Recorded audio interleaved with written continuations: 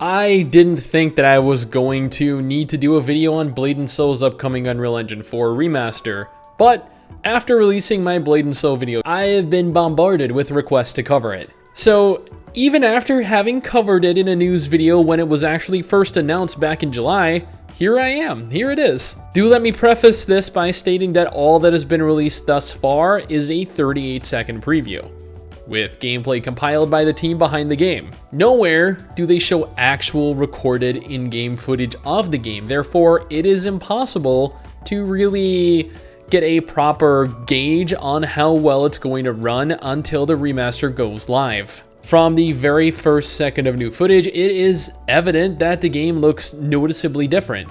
Not only the scenery, the monsters, but more importantly, the characters themselves and the combat. We're only shown a few different characters total and maybe get like 1 or 2 semi-close-ups, but you can tell right away that the characters are going to look pretty damn different. When this remaster goes live, I can guarantee you that your character is going to need a makeover because they are going to look a lot different.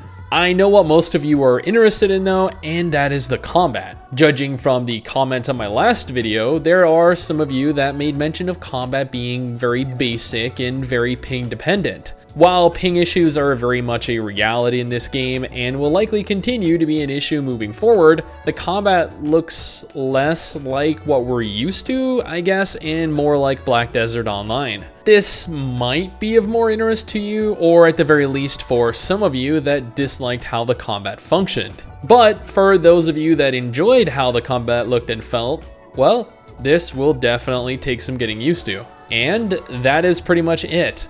I have played Blade & Soul since the day it came out years ago. I played before the game even released, way back when Atomics was a thing. For those of you that remember the half-assed private server, that is. I know people to this day that used to play on that server with me. Man, how time flies. I didn't even have the channel at the time I played initially. I still play Blade & Soul on and off on occasion whenever new content is released to further the story or a new class is released, like the new upcoming Archer class. And while I don't know exactly when we'll get the class in the West, I am still excited to take it for a test run. Why? I don't know, maybe I'm just a glutton for punishment. Maybe there are aspects of the game that I still enjoy. Maybe it's because I can make really, really hot characters. I don't know. The population is at an all-time low right now, and that is always disheartening to hear. MMOs I used to play regularly, like Blade & Soul and Terra, are just, I don't know, I guess very dated by today's standards. This has led to a very steep decline in popularity and active participation from the community as a whole. Well, that and the terrible publishers. I have had people ask me, do I think that this will make much of a difference overall? Will this breathe new life into the game, and do I think that this could save it from its inevitable fate? Honestly, and I don't mean to be a pessimist here, but Blade & Soul's ship has long since sailed. The game in its current form, pay to win or not, is a lot of fun, but people that wanted to play the game have pretty much already played it and left for a variety of reasons. And that's fine. I mean, it happens with every game.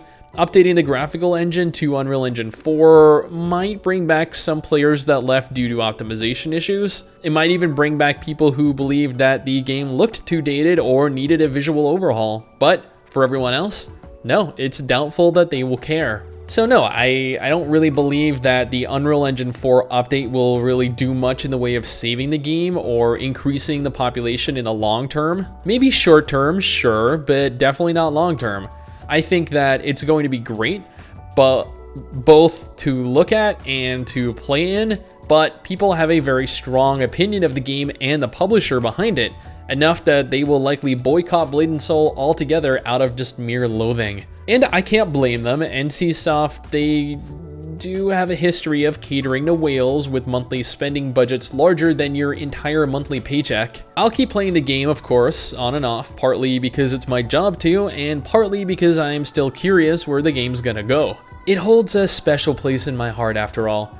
It was one of the very first MMOs I played on my new PC, and it held the title of most watched video on our channel for over a year. But that's just my opinion, my first impression of the update, not having played it.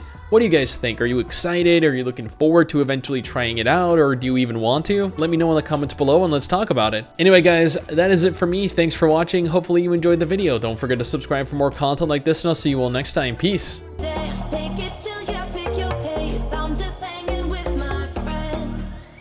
Oh, hey.